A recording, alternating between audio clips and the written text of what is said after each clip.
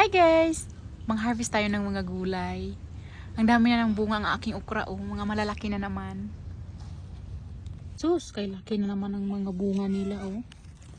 Dapat po, hinaharvest na ang okra na hindi magulang kasi hindi na maganda kapag magulang na. 1, 2, 3, 4, 5, 6. Yun na naman tayo guys sa mga talong.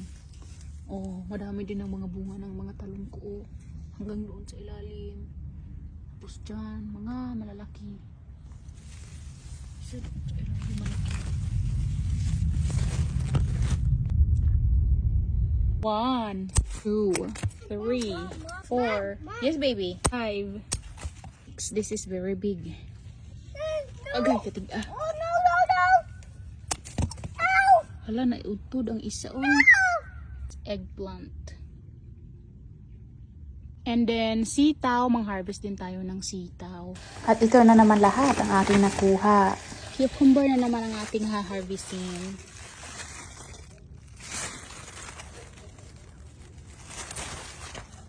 At meron lang naman akong 15 na nakuha. Meron pa doon, mga maliliit pa yung iba. Saka kamatis. Madami din na hinug ko na kamatis. Ito na lahat ang ating gulay. Kapag may tinanim, may gugulayin. Salamat sa panonood!